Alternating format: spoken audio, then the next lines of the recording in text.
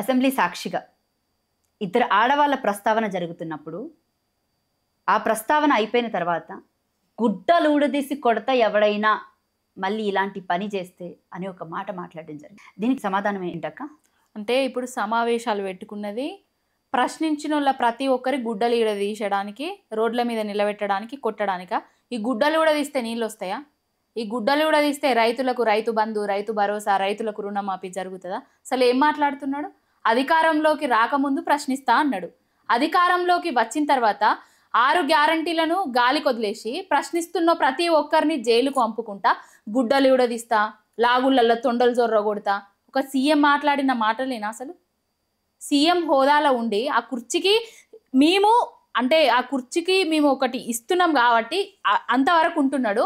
మేము అది ఇవ్వకపోతే ఎటు పోతాడు? అసలు ప్రతి ఒక్క రైతు, ప్రతి ఒక్క బిడ్డ, ప్రతి ఒక్క తెలంగాణలో ఉన్న పౌరుడు గుడ్డలీసి దంచుతా అనేసి రేవంత్ రెడ్డి కోసమే చూస్తున్నారు.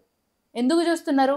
నీళ్లు లేక, సకాలంలో కరెంటు లేక, సకాలంలో ఇవ్వాల్సిన ఎరువులు లేక ఒక్కొక్కరు రైతులు అప్పుల పాలై ఆత్మహత్యలు చేసుకుంటున్నారు.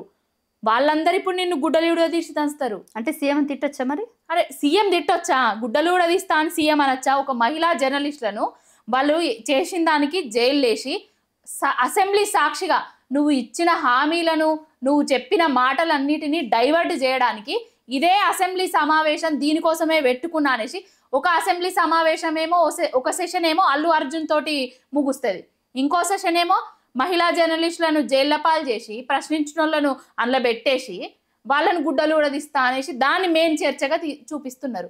మరి ఇప్పుడు మెయిన్ స్ట్రీమ్ మీడియా వాళ్ళందరూ బూతులు చూపిస్తున్నారు కదా. సీఎం మాట్లాడే బూతులను మెయిన్ స్ట్రీమ్ మీడియా చూపించచ్చు, కానీ ఆయన ఎవరైతే రైతులు కడుపు మండి వాళ్ళు ఏదైతే వాళ్ళ కోపం ఆక్రోశం వెళ్ళగక్కితే వాళ్ళని మీడియాలలో ప్రొజెక్ట్ చేయొద్దు, వాళ్ళ మాటలు వినబెట్టదు. బీఆర్ఎస్ భవన్ సాక్షిగా తిట్టించారంటే బీఆర్ఎస్ కార్యకర్త అతను లేకపోతే ఎవరు? ఇప్పుడు బీఆర్ఎస్ భవన్ కి బీఆర్ఎస్ కార్యకర్తలు వస్తారు, తెలంగాణలో ఉన్న రైతులు వస్తారు, తెలంగాణలో ఉన్న హైదరాబాదితులు వస్తారు, తెలంగాణ రాష్ట్రంలో రేవంత్ రెడ్డి మాటలు నమ్మి ఓట్లేసి గెలిపించిన ప్రతి ఒక్కరు వచ్చి అక్కడ వాళ్ళ గోడుని ఎల్లబోసుకుంటారు. ఇప్పుడు 15 నెలల కాలంలో అధికారంలోకి వచ్చిన తర్వాత రాష్ట్రం రావణ కాష్టలాగా మారిన వెంటనే జనతా గ్యారేజ్ లాగా భావించి తెలంగాణ భవన్కు ప్రతి ఒక్కరు వస్తున్నారు, వచ్చి వాళ్ళ గోడను వెళ్ళబోసుకుంటున్నారు, వాళ్ళ గోడను చెప్పుకుంటున్నారు. వినే నాదుడు లేడు, చెప్పుకుంటే అసలు చెప్పుదామని దొరికేటోడే లేడు. అక్కడ ఎవరో యూట్యూబ్ ఛానల్ వాళ్ళు దొరికిండ్రు, వాళ్ళకి చెప్పిండ్రు, అది ప్రసారం చేయడం జరిగింది.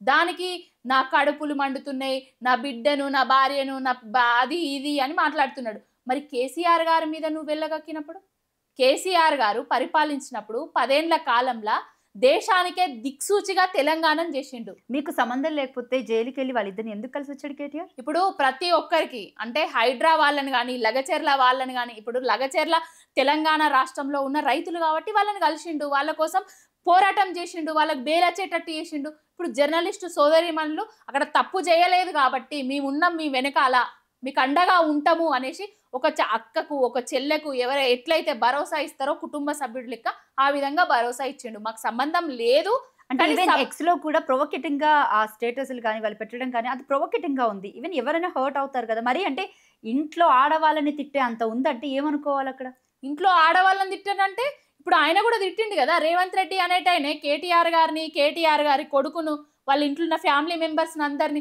కవితక్క బతుకమ్మ ఎత్తుకొని ఫొటోస్ ఉంటే ఆ బతుకమ్మ ఫొటోస్ని తీసేసి లిక్కర్ బాటిల్లో ఫోటోలు చేసి వీళ్ళందరూ కాంగ్రెస్ వాళ్ళు ఆడుకోలేదా? కాంగ్రెస్ వాళ్ళందరూ ప్రొజెక్ట్ చేసి చూపెట్టలేదా కవితమ్మ మీద? నీకొక న్యాయం, వేరేటోళ్ళకి ఒక న్యాయమా? ఇప్పుడు వచ్చిన తర్వాత వాళ్ళ కడుపు మండింది కాబట్టి నిన్ను తిడుతుంటే దాన్ని తిట్లను భరించలేక నువ్వు ఇప్పుడు గుడ్డలు ఊడదీస్తా, బట్టలు ఊడదీస్తా అనడం కరెక్టా? నువ్వు చెప్పిన నీతే కదా అదంతా. అంటే తెలంగాణ మాట్లాడడం కరెక్టా? తెలంగాణ ప్రజలు బూతులు మాట్లాడడం కరెక్టే. ఇప్పుడు జరుగుతున్న పరిపాలన మీద బూతులు మాట్లాడడం కరెక్టే. అంటే మీడియా బూతులు చూపిస్తే అంటే రేవంత్ రెడ్డి బూతులు చూపించచ్చు కానీ రైతుల బూతులు చూపియద్దా? రేవంత్ రెడ్డి గుడ్డలు ఉడదీస్తా, లాగుళ్ళల్లో తొండలు జొర్ర కొడతా, పేగులు తీసి మెడలు వేసుకుంటా, అణుబాంబులై పేల్తా అన్నయ్య మీడియాలు చూపెట్టచ్చు కానీ రైతుల పంట పొలాలు ఎండుతుంటే వాళ్ళ కడుపు మండి మాట్లాడుతుంటే వాటిని చూపించొద్దా? అంటే నీకొక న్యాయం, ప్రజలకు ఒక న్యాయమా? ప్రతి ఒక్కరికి ఒకటే న్యాయం కదా, సమన్యాయం కదా. భారతదేశం కదా. రైట్. ఇదే అంశానికి సంబంధించి జర్నలిస్టు సంఘాలను కూడా ఆయన ప్రశ్నించడం జరిగింది. ఎవరు జర్నలిస్టులు కాదు అని చెప్పేసి అని అనడం జరిగింది. దాని తర్వాత రీసెంట్గా ఒక రౌండ్ టేబుల్ సమావేశం కూడా జరిగింది ప్రెస్ క్లబ్లోనే. అయితే దాంట్లో కొంతమంది మాట్లాడినటువంటి అంటే మాటలు అంటే నువ్వు అధికారంలోకి వచ్చింది ఎవరు జర్నలిస్టులు కాదు, ఎవరు ఏ సంఘాలలో పనిచేస్తాండ్రు, యూట్యూబ్ ఛానళ్ళల్లో ఎంతమంది, ఇట్లాంటివి చేయడానిక? నువ్వు అధికారంలోకి వచ్చింది దేనికి, ఎందుకోసం వచ్చినావు?